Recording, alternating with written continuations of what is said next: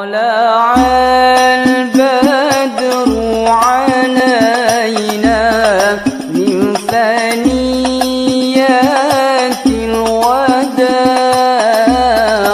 وجب الشكر علينا. Ikon yaltamisu fihi ilman sahalallahu lahu tariqon ilal jannah. Siapa yang menempuh suatu jalan, dia menuntut ilmu, maka Allah mudahkan jalan untuk menuju surga Allah. Dan buah daripada ilmu adalah adab. Ilmu yang kita pelajari, kita ngaji selalu harus melahirkan adab dan akhlak. Maka ini yang disebut dengan adab berilmu. Adab saat kita menuntut ilmu, adab saat kita menyampaikan ilmu, dan adab saat kita mengamalkan ilmu. Masya Allah. Mudah-mudahan pada hari ini terakhir tentang adabul alim wal muta'allim. Kemudian kita masuk pada adabul fatwa wal mufti wal mustafti. Apa yang harus dilakukan oleh dia yang mengaji dan menuntut ilmu kepada orang lain, khususnya kepada mereka yang mengajarkan ilmu tersebut. Ya. Ini sebelumnya sudah kita sampaikan bahwa orang yang mengajarkan ilmu tidak boleh menginginkan dipuji, dijunjung tinggi oleh manusia. Tidak boleh menginginkan itu. Yang harus dia inginkan hanya Allah Subhanahu wa taala. Tapi orang yang diajari ya harus tahu hak pengajarnya, hak gurunya.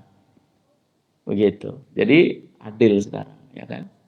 Di waktu yang sama gurunya tidak menuntut untuk dihargai, dihormati oleh mereka yang diajari, tapi mereka yang diajari harus paham hak gurunya kepadanya. Dia harus menghormati, menghargai, memuliakan. Ya. Bahkan ada perkataan yang mengatakan qum lil muallimi wa fihi tabjila kadal muallimu an yakuna rasula. Qum, berdirilah. Berdiri untuk menghormati. Berdiri dalam rangka untuk menghormati orang yang berilmu, lil muallimi pada dia yang mengajarkan ilmu. Wa fihi, dan penuhilah untuk orang yang mengajarkan ilmu tersebut at-tabjila, pengagunganmu kepadanya. Kenapa? Kadal muallimu an yakuna rasula. Hampir-hampir seorang muallim, guru yang mengajarkan ilmu itu menjadi rasul. Karena dia yang melanjutkan tugas Nabi dan Rasul, mengajarkan, menyampaikan, mendakwahkan. Ya. Dan Rasul sudah tidak ada. Ya. Tapi kita tetap harus menghormati Nabi dan Rasul. Ya, al-ulama warasatul anbiya. Para orang yang berilmu adalah para pewaris Nabi. Ya. Maka karena secara fisik Nabi dan Rasul sudah nggak ada, yang menggantikan mereka dan mewarisi mereka adalah para pengajar ilmu tersebut.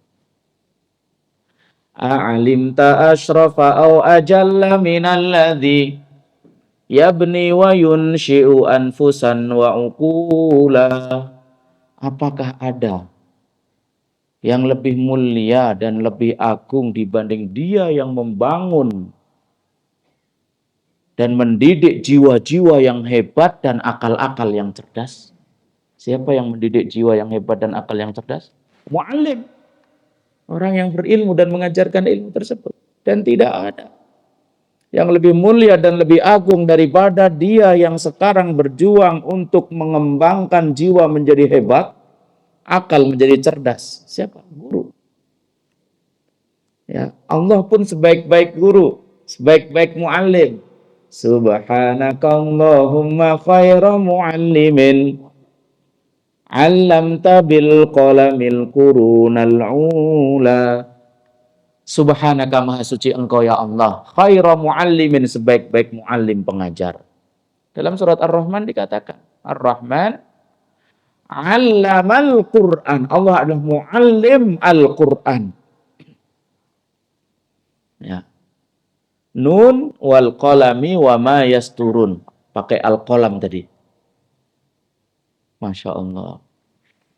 Subhanakallahumma khairu muallimin 'allamta bil qalami. Engkau ya Allah mengajarkan dengan pena al-qurunal ula.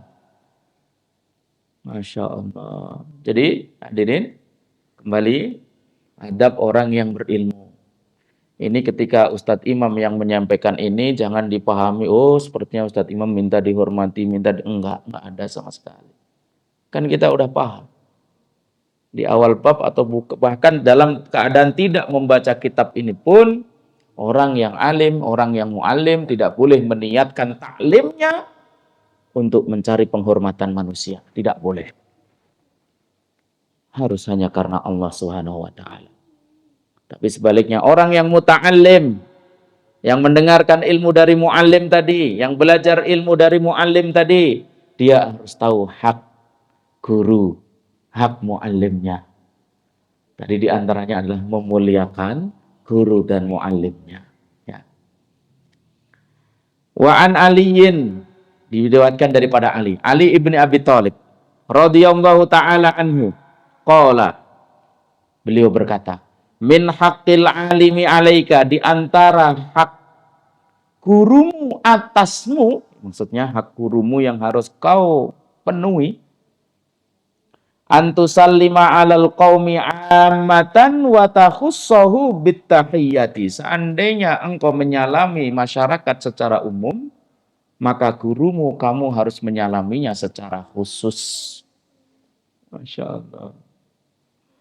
Wa anta jelisa amamahu, kau duduk di depannya, wala tusyiranna indahu biyadika, jangan nuding nunjuk dengan tanganmu kepada muallim gurumu. Masya Allah. Sekalipun gurumu orang yang rendah menurutmu, umurnya lebih muda, ilmu yang disampaikan pun biasa saja, sudah biasa didengar, gitu.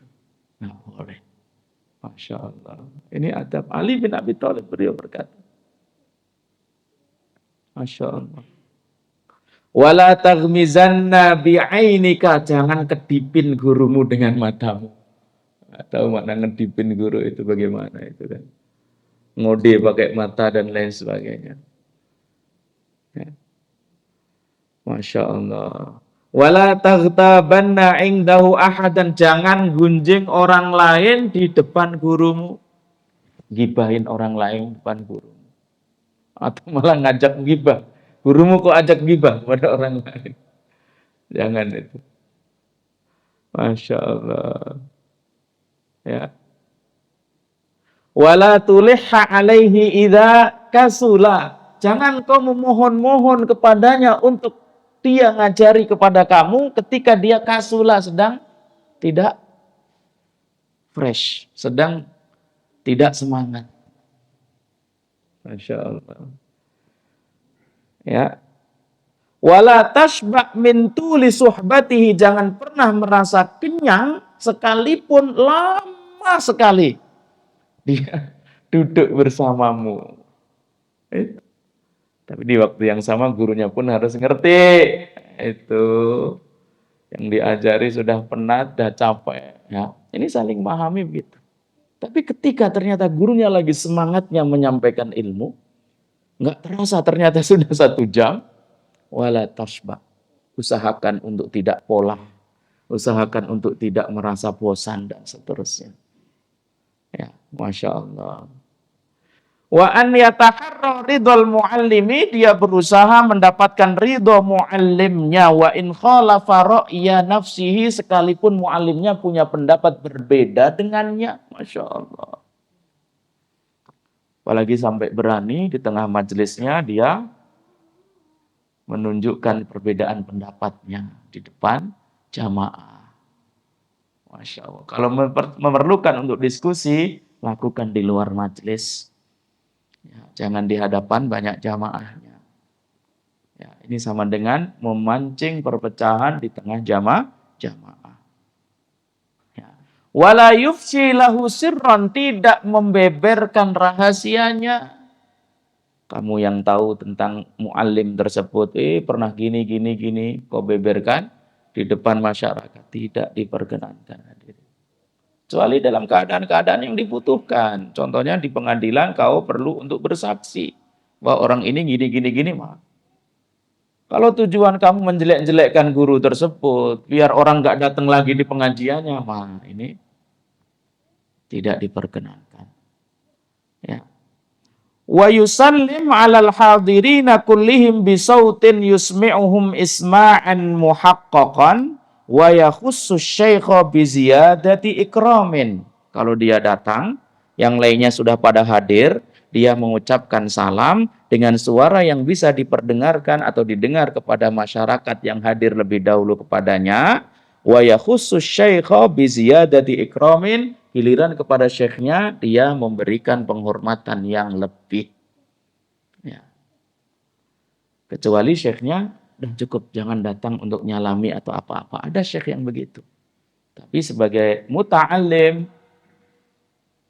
orang yang mengaji harus berusaha mencari, ini asasnya mencari ridho mu'alimnya. Gitu kan? Ada mu'alim yang tidak suka seandainya ada muridnya itu cium tangannya. Ada yang nggak suka. Ya, maka jangan memaksakan untuk mencium tangan mu'alim tersebut. Saya punya syekh di Mesir juga begitu. Kami orang Indonesia ketika ketemu kiai, kami cium syekh tangan mereka ikroman demi untuk memuliakan mereka. Mereka senang karena orang Indonesia dianggap mu'adab, orang yang beradab bersama gurunya. Tapi mereka nggak mau itu. Karena takut nanti terjadi di hatinya, oh saya dicium tangan saya. Paham di sini hadirin? Ya. Ada sebaliknya, kiai, guru, kalau muridnya nggak cium tangannya, dianggap muridnya nggak beradab dan lain. Memaksa muridnya untuk cium tangan, bahkan membungkuk-bungkuk di depannya. Ini nggak diperkenankan. Guru tidak memperkenankan dan tidak boleh memaksa seperti itu. Tapi murid harus punya adab kepada gurunya. Seperti itu. Ya, termasuk mencium tangan guru itu termasuk adab. Tapi ketika guru tidak mau dan menolak, berkata apalagi capek, harus gini terus, layah-layah begini, muridnya datang minta salaman begini. Akhirnya gurunya harus begini. Terus muridnya banyak sekali kan, gini mulu. Ini termasuk saat mau melampaikan adab pada gurunya, dia harus melihat kondisi seperti itu, hadirin. Dan ini kejadian. Ya. Masya Allah. Wala yatakhatta riqaban nasi wa yajlis haitsun tahal bihil majlis. Ketika dia datang terlambat, yang lainnya udah pada datang, udah pada punya tempat duduk, tidak boleh ngelangkai orang lain. Walaupun dia merasa anaknya bos, anaknya ketua DKM, atau mungkin dia panitia, saf pertama udah penuh sama jamaah. Belakang langsung lompat-lompat di pundak orang lain, tidak diperkenankan. Pokoknya yang paling terakhir mana, yang paling datang terakhir ya duduk yang paling bawah, yang paling terakhir begitu. Ya, nggak boleh ngelompat-lompat di atas pundak orang lain. Illa an yusarriha lahu syekh, kecuali ada syekh mengizinkan. Karena syekh butuh orang tersebut untuk contohnya membacakan buku, menjelaskan keterangan yang kan kadang kalau dalam majelis itu syekh didampingi oleh asisten. Ya, ketika syekh capek membaca begini, asistennya disuruh baca, kemudian syekh nanti membetulkan. Begitu. Kecuali diizinkan oleh syekhnya seperti itu, maka diperkenankan dan hadirin yang hadir memahami keadaan tersebut. Wala yuqimu ahadan min majlisihi, tidak boleh menyuruh orang lain berdiri dari majelisnya atau nyuruh pindah ke sebelah sana. Dia datang terlambat, ya kan? Dia melihat duduk di depan ini orang yang nggak dia suka, disuruh pindah. Nggak boleh. Ya. Fa in asarahu ghairuhu bi majlisihi lam ya'khudhu, bahkan kalau seandainya orang yang datang lebih awal tadi mempersilahkan duduk di tempatnya kemudian dia pindah, hendaklah dia tidak menerima hal itu. Karena apa? Adabnya yang datang pertama di saf pertama, dia yang punya hak untuk tempat pertama tadi. Itu adabnya begitu. Sekalipun dia mempersilahkan, oh Pak, monggo silakan. Saya ngalah. Akhirnya dia ngalah ke belakang. sebaiknya Anda tadi yang ditawari tempat duduk di depan tadi untuk tidak menerimanya. Sekarang boro-boro berbondong-bondong duduk yang paling depan. Nggak ada masalah. Bondong-bondong nyari sandara. Biar enak Ustaz kita ngajinya nyaman, paham. Alhamdulillah. Pokoknya yang penting paham dah. Insya Allah. Alhamdulillah. Kalau zamannya, Masya Allah. Sama dengan saf sholat. Ya kan? Sama dengan saf sholat. Paling awal, pahalanya paling banyak. Ngaji juga begitu, tuh. Ya kan? Sekarang berbeda, zamannya berubah. Takut kalau di depan nanti ditunjuk ustadz, ditunjuk syekh, ditanya nggak ngerti kan malu. Dengan saya ngumpet di belakang tiang. Nggak kelihatan kalau ngantuk. Oke, ustadznya pun paham, ya kan? Seperti itu, ya. Malah yudroku kulluhu la yudroku kulluhu. Yang nggak bisa dicapai semua, nggak ditinggalkan semua. Ya nggak ada masalah. Ustadznya nggak boleh harus menuntut. Duduk di depan. Kalau nggak depan saya nggak mau ngajar. Nggak mau taklimnya saya lanjutkan. Duduk depan. Pula begitu ya. Penting, alhamdulillah. Seandainya duduk depan nggak bisa, penting ada salah satu. No, ada yang duduk di depan. Alhamdulillah. Seperti itu. Nggak bisa tercapai semua satu saf penuh. Alhamdulillah saf kedua, ketiga ada yang penuh. Ya kan? Enggak juga semua, yang penting mereka mendengarkan pengajian. Begitu. Ya kan? Ya. Kemudian, selanjutnya, wala yajlisu wasatol halaqati illa li daruratin wala baina sahibaini illa biridahuma wa idza fusiha lahu qa'ada wa dhamma nafsahu. Tidak duduk di tengah-tengah halaqah. Halaqah itu ya begini nih, melingkar. Ada pengajian modelnya halaqah beberapa orang, ya kan, melingkar. Datang tiba-tiba duduk di tengah. Dan kecuali darurat, mungkin disuruh memperagakan sesuatu oleh ustadznya atau syekhnya, nggak ada masalah. Wala baina sahibaini, ada dua temannya duduk begini, tiba-tiba dia duduk di tengahnya, misah begini. Kecuali dua temannya tersebut memonggokan, mempersilahkan dan ridho. Ya kan? Wa yahrisu 'alal qurbi minasyaikhi liyafhama kalamahu fahman kamilan bila masyaqqatin. Nah, ini di antara adab, hendaklah dia berusaha untuk lebih dekat duduknya dengan ustadz dan syekhnya. Tujuannya agar lebih bisa mendengar dengan jelas dan memahami dengan sempurna. Sampai sini paham? Ustadz, saya kalau makin jelas, makin dekat, sepertinya speakernya makin pengang di kuping saya. Saya menjauh, Ustadz. Nggak ada masalah. Ya kan? Tapi di sini dekatnya. Saf pertama itu di antara adab. Yang kedua, targetnya bisa lebih mendengar, lebih baik. Kalau zaman dulu kan belum ada pengeras ya Pak ya. Makin jauh, makin nggak kedengeran. Ya kan? Maka diusahakan makin dekat. Sekarang berarti boleh dong Ustadz, saya di belakang. Kan speakernya enggak juga kan, lebih dekat, lebih baik, biar lebih fokus. Kalau di depan ustadz itu kan lebih fokus, gitu kan, mau toleh sana toleh sini atau mau sambil main HP juga malu kan gitu. Kalau jauh nggak kelihatan ustadz kan dia kesempatan ini, paham nggak masalah kan begitu kan, dan seterusnya begitu ya. Wa yahrisu 'alal qurbi minasyaikh ya. Wa yaq'udu qi'datal muta'allimin. Dia berusaha duduk dengan rapi. Duduknya orang-orang yang mengaji. Wala yarfa'u sautahu raf'an balighan min ghairi hajatin wala yadhhak wala yukthiril kalama bila hajatin wala ya'basu biyadihi wala ghairiha wala yaltafitu bila hajatin bal yuqbilu ala syaikhi musghiyan ilaihi wala yasbiquhu ila syarhi mas'alatin au jawabi su'alin illa an ya'lama min hali syaikhi ithara dzalika. Tidak boleh mengangkat suaranya berlebihan tanpa ada keperluan, tidak tertawa, tidak memperbanyak ngomong saat pelajaran pengajian tanpa ada kebutuhan, tidak usrek dengan tangannya. Masya Allah. Ya bas biyadihi. Tidak usrek dengan tangannya atau dengan anggota badannya yang lain, tidak toleh kanan kiri tanpa ada hajat. Dia harus menghadap kepada ustadz syekhnya pengajarnya, musghiyan ilaihi, dalam keadaan mendengarkan dengan fokus. Wala yasbiquhu, tidak pula mendahului. memberikan penjelasan terhadap masalah yang akan dijelaskan oleh ustadz atau syekhnya, sekalipun dia paham, mungkin dia lebih paham dari ustadznya. Jangan mendahului penjelasan syekhnya. Kecuali syekhnya mengizinkan. Ada beberapa ustadz mengizinkan, karena dalam masalah tertentu dia nggak menguasai, tahu bahwa di antara jamaahnya ada yang menguasai masalah tersebut, mempersilahkan, monggo. Pak, jenengan jelaskan. Nah, itu boleh. Ya, seperti itu. Masya Allah. Wala yas'aluhu an syai'in fi ghairi mawdi'ihi illa an ya'lama min halihi annahu la yakrahuhu.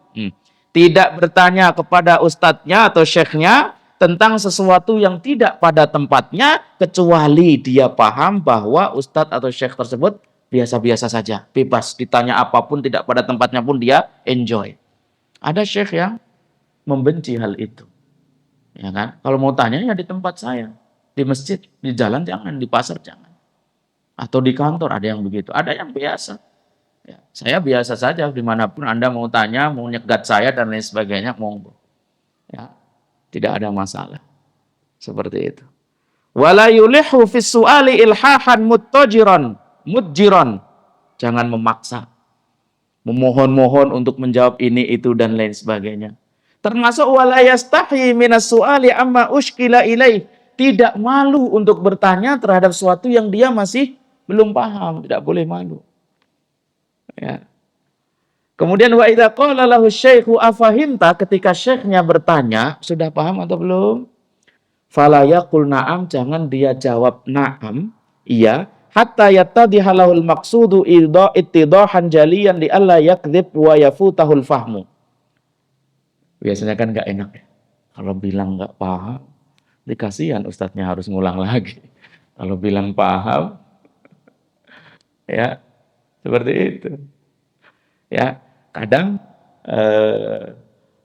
kita tidak selalu atau selamanya mengatakan iya, paham, begitu kan. Soalnya kalau nggak paham, kita bilang paham, akhirnya ustadznya melanjutkan langsung, begitu. Tapi kadang terlalu banyak yang disampaikan ustadz, nggak teringat semua. Mau bilang paham, nggak paham sebenarnya paham, tapi kalau ditanya apa tadi itu nggak ingat ya, gitu kan. Problemnya. Alhamdulillah. Ya kan? Wala yastahi min qawlihi lam afham. Tidak malu seandainya dia menjawab lam afham, saya belum paham. Tidak malu. Ya kan? Tidak ada masalah. Kan begitu. Jadi terkadang biasanya kalau orang Indonesia itu nggak enak. Seandainya saya bilang lam afham, saya nggak paham, saya sendiri yang nggak paham, yang lainnya paham sendiri. Masa Ustadz harus mengulang lagi penjelasannya hanya demi saya, yang lainnya enggak. Nanti saya tanya kepada teman saja. Boleh juga begitu. Ya, boleh juga gitu. Atau disiasati nanti pas selesai, itu kan tanya lagi secara pribadi. Kalau dia ngerasa yang lainnya udah paham, dia sendiri yang nggak paham. Tapi kalau dia ngerasa yang lainnya juga nggak paham, lebih parah lagi daripada dia, ya udah tanya lagi. Seperti itu. Ya.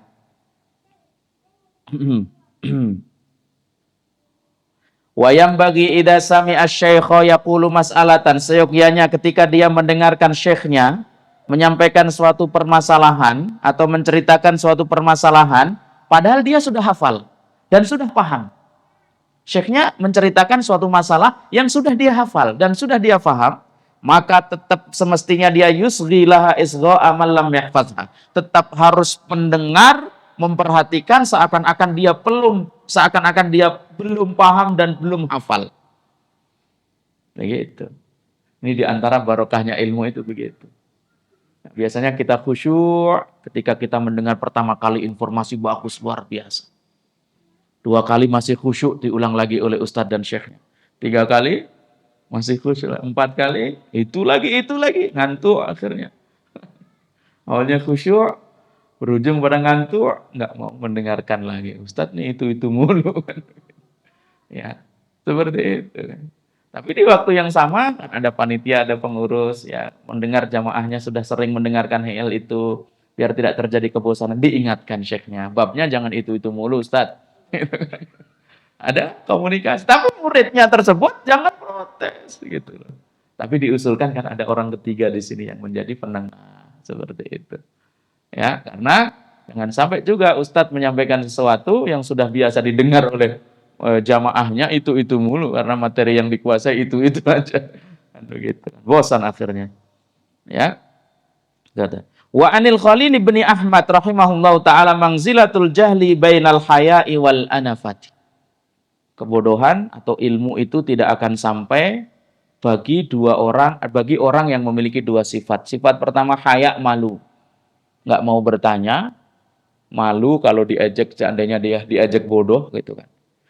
Dan sombong. Malu dan sombong. Ketika kita memiliki malu dan sombong ini, maka ilmu nggak akan sampai kepada kita. Walayazubillah.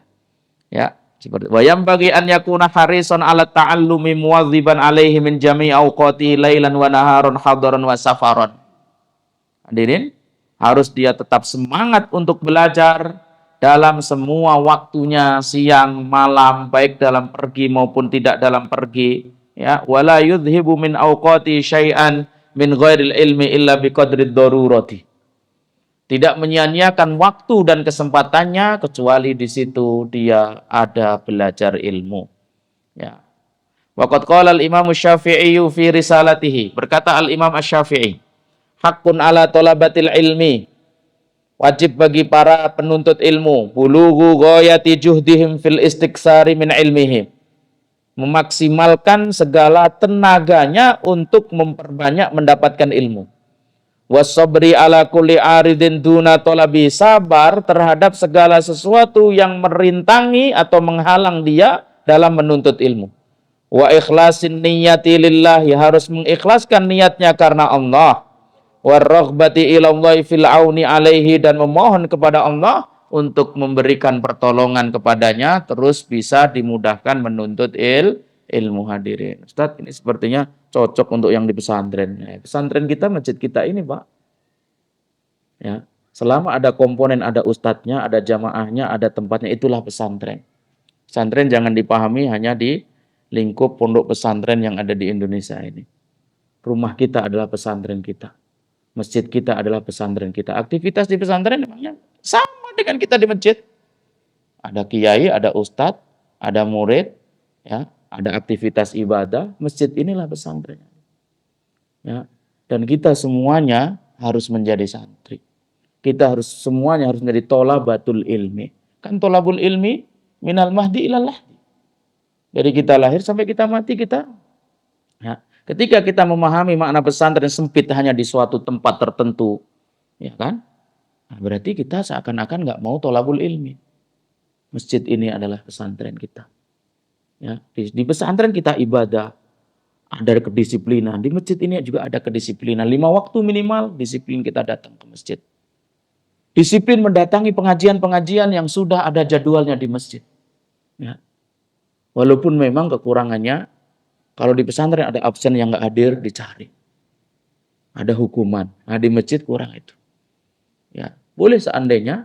Ya, ini kadang saya kepikiran ke sana karena saya ada program 5T. Tahsin, tajwid, tahfidz, tafsir, tadabbur, 5T. Beberapa masjid saya mengagendakan itu. Dan beberapa masjid request untuk saya adakan di masjidnya. Saya pengen ada absensi di situ. Karena saya pengen memberikan sanad kepada mereka yang hadir. Ya, target 5T tersebut yang saya inginkan, Quran, bagus, dari ayat-ayat pendek yang sudah dia hafal, sudah betul bacaannya, memahami isi dari ayat yang dia hafal. Juz 30 target utamanya. Ya kan, kemudian mengamalkan, kemudian terakhir kita berikan ijazah dan sanad. Karena ilmu itu harus bersanad. Ya, itu perlu ada absensi. Dan saya lihat yang ikut program 5T tersebut orangnya itu aja. Ini patut ini. Sudah sekalipun tidak saya absen secara tulisan, mereka hadir selalu. Nah, ini penting sekali. Ya kan? Maka menjadi juga PR juga bagi kita biar pengajian di masjid manapun di Indonesia ini tidak ngambang. Nggak ada target sama sekali. Oh, yang penting bagi DKM yang penting ada kegiatan. Bagi jamaahnya yang penting ada pengajian, dapat barokahnya ilmu. Paham nggak penting. Nah, ini harus menjadi PR kita bersama. Harus ada target-target tertentu. Biar ada nilai kualitas perkembangan lebih baik lagi. dalam kajian-kajian yang dilakukan di masjid. Ada standar-standar yang bisa dihasilkan. Itu yang selama ini mungkin belum terpikirkan itu. Ya kan? Pengajian-pengajian di masjid itu, ya udah, Ustadz datang, dapat amplop, DKM selesai, mengadakan kegiatan, jamaah datang, ngalap barokah. Kan ngaji dapat barokah. Adapun ilmu, paham, nggak ada masalah. Nggak ada masalah sebetulnya itu, tapi harus ada peningkatan. Harus ada peningkatan. Ini pesantren itu hadirin. Mudah-mudahan nanti suatu ketika muncul itu harapan-harapan saya seperti itu. Ya, terwujud seperti itu. Ya, mudah-mudahan. Sehingga apa? Standar. Bahkan di akhir nanti selesai ada ujian. Ustaz kami tua ngapain diuji? Ujiannya nggak harus seformal. Kalau nggak lulus, nggak naik kelas, nggak ada seperti itu. Ya. Untuk mereview, karena ilmu ini kalau dalam semua adab pengajian ilmu harus ada. Mengulang terus, kemudian menanyakan. Kalau nggak paham, bertanya lagi terus begitu. Ya kan? Biar ada nilai perkembangan terus-menerus. Sehingga meningkat. Ketika orang meningkat dalam kapasitas ilmunya, maju semua. Nah, begitu. Jadi pengajian yang bertahun-tahun dilakukan di satu masjid itu nggak gitu-gitu aja. Ya kan? Coba bertahun-tahun itu ketika mau ngulang lagi ustadznya bab itu. Coba ketika datang Rabiul Awal tentang meneladani Rasul, itu lagi. Ketika datang itu lagi. Walaupun ustadznya beda. Ya kan? Jamaah itu temanya sama. Tapi lumayan, ya kan? Ya kita tidak menyalahkan semua ya, tapi itu lumayan dibanding tidak ada. Tapi kita pengen lebih meningkat lagi. Meningkat lagi. Ada target-target, punya jamaah tetap. Khususnya orang-orang yang sudah pensiunan di komplek-komplek seperti ini, pasti jamaahnya tetap. Nah, ini jamaah tetap, inilah santri tetap. Ya kan?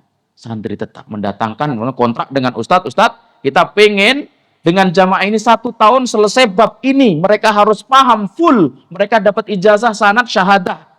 Ya, tentang bab ini ustadz yang akan menandatangani. Di akhir dengan ujian. Itu. Ya, nggak ngambang. Bukan karena, yang penting ada kegiatan. Memakmurkannya yang penting ada, nggak buka gitu. Ya. Oke, mudah-mudahan. Suatu saat nanti. Allahumma amin. Jamaah, kemudian wa fi sahihi Muslim an Yahya bin Abi Katsir. Beliau berkata, la yustata'ul ilmu birahatil jismi. Ilmu ini nggak bisa diperoleh dengan nyantai-nyantai. Masya Allah. Harus bekerja keras. Ya. Harus berkorban. Keringgingan, tahu keringin kesemutan. Bapak yang sudah sepuh. Tangan kesemutan. Harus ditahan. Kebelet pipis. Harus ditahan. Kadang-kadang harus perlu nahan gitu. Ya kan? Harus rela untuk tidak duduk di depan sinetronnya demi untuk mendengarkan ilmu. Ya kan? Harus ada pengorbanan. Qaul al-Khatibul Baghdadi, berkata Al-Khatib Al-Baghdadi, ajwadu awqatil hifdi, waktu yang paling bagus untuk belajar dan menghafal, al-asharu, waktu sahur, summa nisfun nahari, kemudian pertengahan siang, summal ghadati, wa hifdzul laili, dan menghafal di waktu malam, anfa'u min hifdzin nahari, lebih bagus dan lebih bermanfaat dibanding menghafal di waktu siang, wa waqtul ju'i, dan belajar dan menghafal di waktu lapar, anfa'u min waqti syaba'i, lebih bermanfaat dan lebih afdal dibanding waktu dia kekenyangan. Ini orang zaman dahulu, luwe itu perut lebih dikosongkan demi untuk bisa menerima ilmu. Kalau udah kenyang, ngantuk dapatnya. Ya kan? Sakit perut lagi dapatnya. Kemudian malam lebih afdol daripada siang. Tentunya ini kondisional. Ada orang yang siang lebih afdol baginya untuk belajar daripada malam. Nggak ada masalah. Karena malam itu sunyi. Orang semuanya tidur, dia bisa fokus. Adapun siang berisik dan seterusnya. Ya kan? Demikian pula saat dia lapar, lebih bisa mendapatkan atau menerima ilmu dibanding saat dia kekenyangan. Ya. Intinya, di mana tempat di situ Anda bisa fokus, belajar, menghafal, mengingat, disitulah waktu yang terbaik dan tempat yang terbaik. Wa yambaghi an yasbiru ala jafwati syaikhihi wa su'i khuluqihi. Wah, ini mungkin berat. Berat bagi muta'allim atau pendengar atau jamaah. Dia seyogyanya sabar ketika mendapati gurunya. Gurunya dilihatnya akhlaknya enggak benar. Masya ini berat ini. Ya.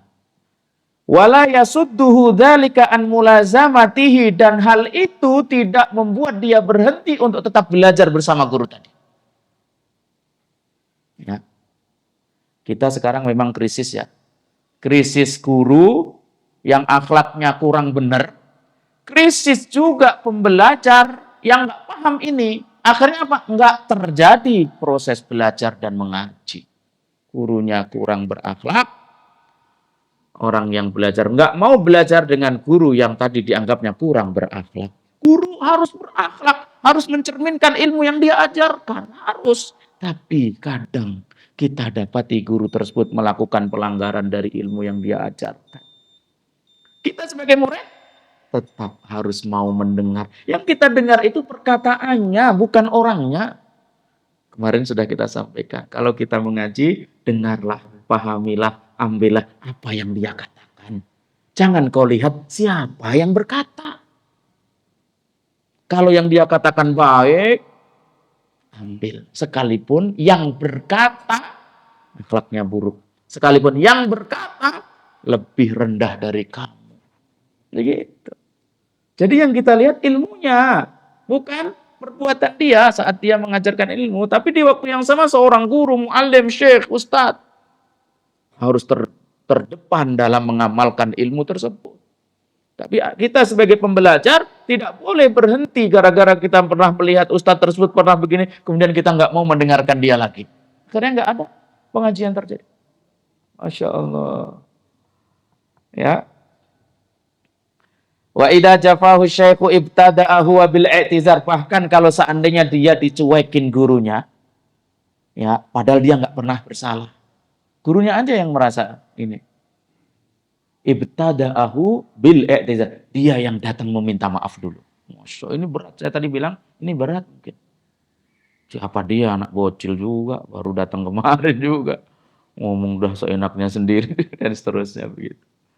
Ya. Wa azhar anna dzamba lahu wal ataba alaihi, dan dia menampakkan bahwa dia yang salah. Ini makin berat lagi. Karena yang salah gurunya, maka kok malah ini adabnya disuruh kita yang minta maaf dan kita yang menganggap diri kita yang salah. Berat sekali ini. Masya Allah. Waqad qalu, para ulama berkata, "Malam yasbir ala dzulli ta'allumi baqiya umrohu fi amayatil jahalati." Siapa yang enggak sabar terhadap penatnya belajar, maka seumur hidupnya dia akan merasakan butanya kebodohan. Masya Allah. Wa man sabara alaihi ala amruhu ila izzil akhirati wad dunya. Barang siapa yang sabar dengan penatnya, capeknya belajar, maka dia akan mendapatkan izzul akhirati wad dunya, mulia akhirat dan juga mulia dunia. Masya Allah. Perlu kesabaran. Kesabaran diantaranya tadi sabar melihat gurunya yang dianggapnya enggak benar. Ya, tidak menghalangi hal tersebut tidak menghalanginya untuk tetap ngaji dan belajar pada guru tersebut. Yang kita lihat perkataan baiknya, bukan orang yang mengatakan.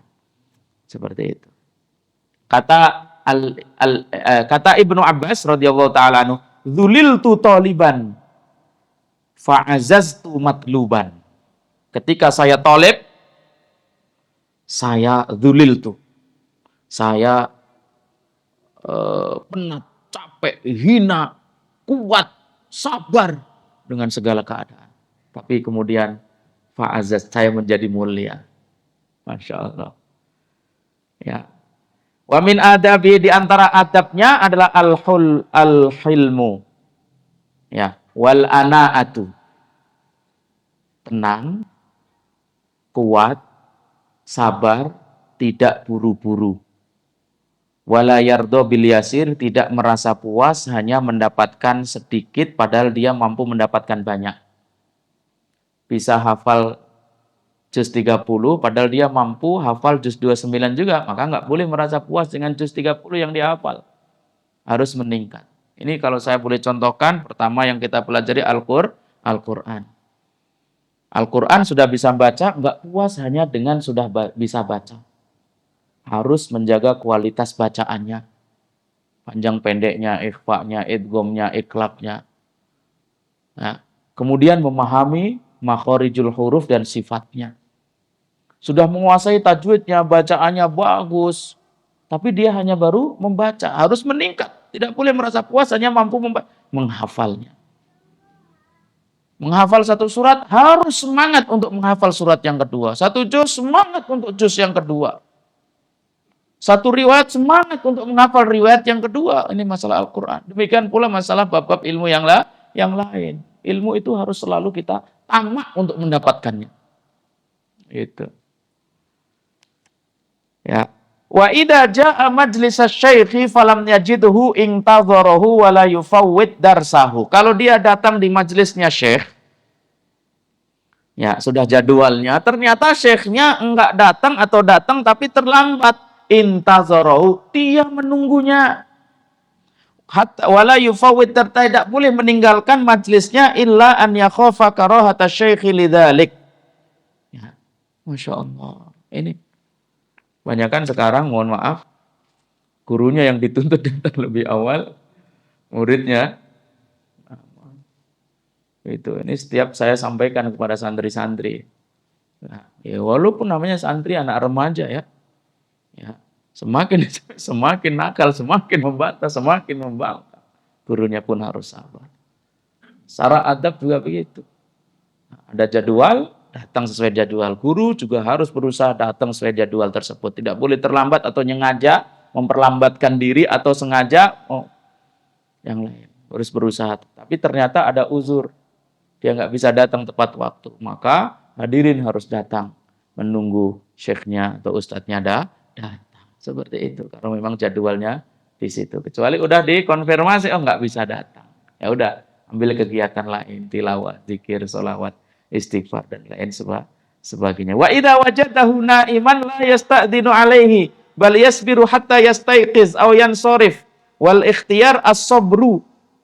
Bahkan di sini kata Al-Khatib, ketika ternyata di majelis tersebut terkonfirmasi gurunya tidur, ya, jangan yasta'zina alaihi, jangan sampai ketok-ketok kamar tidurnya. Tapi apa, yasbir hatta sabar sampai beliau bangun. Atau yang sorif, atau dia boleh pergi. Tapi kata Al-Khatib, al-ikhtiyar as-sabr, yang baik sabar. Selama jadwalnya masih ada, waktunya nggak habis, sabar. Masya Allah. Kama kana Ibnu Abbas wassalafu yaf'alun, sebagaimana yang dilakukan oleh Ibnu Abbas dan salaf soleh kita. Begitu yang mereka lakukan. Masya Allah. Ya. Waqad ruwina an Umar, riwayat daripada Umar, tafaqqahu qabla an tusawwadu. Belajarlah dulu kalian sebelum kalian memimpin. Sebelum kalian menjadi sayyid atau menjadi sadah. Kata Imam Syafi'i, tafaqqah qabla an tar'as. Belajarlah dulu kalian sebelum kalian menjadi rois. Fa idza ra'asta, karena kalau kau sudah menjadi rois, sudah sibuk, sudah jadi direktur, fala sabila ila tafaqquh, enggak ada waktu lagi untuk belajar. Masya Allah, ternyata masih banyak lagi. Ya, tadi saya sungkan mau menyampaikan itu, takut hadirin salah paham. Tapi lisan saya kok langsung tergerak untuk membacanya ya. Mudah-mudahan tidak salah apa yang saya sampaikan dan mudah-mudahan bisa dipahami dengan baik. Apa yang saya sampaikan bukan dari diri saya, tapi dari isi kitab. Dan itulah yang dilakukan oleh salaf soleh kita. Ya, itulah adab yang kebanyakan kita kehilangan adab tersebut. Makin hilang adab kita, makin hilang ilmu kita, barokah kehidupan kita. Kata Ahmad Asy-Syauqi, Amirus Syu'ara, wa innamal umamul akhlaquma baqiyat wa inhumu dhahabat akhlaquhum dhahabu. Eksistensi suatu bangsa, eksistensi suatu masyarakat, pribadi, personal, apabila bangsa, masyarakat, personal tersebut punya akhlak dan adab. Ketika adab itu tidak ada pada bangsa tersebut, hilang bangsa itu, nggak punya nilai. Ketika adab nggak ada pada diri seseorang, masyarakat, siapapun dia, nggak punya akhlak, nggak punya adab, setinggi apapun belajar dia, maka hilang eksistensi dia. Inilah adab. Ya, semoga kita semuanya jadi hamba-hamba Allah yang memiliki akhlak, memiliki adab. Amin amin ya rabbal alamin. Aku qouli hadza wal afu minkum wa jazakum wa kullu khair. Subhanakallahumma bihamdika asyhadu an la ilaha illa anta astaghfiruka wa atubu ilaik. Wassalamualaikum warahmatullahi wabarakatuh.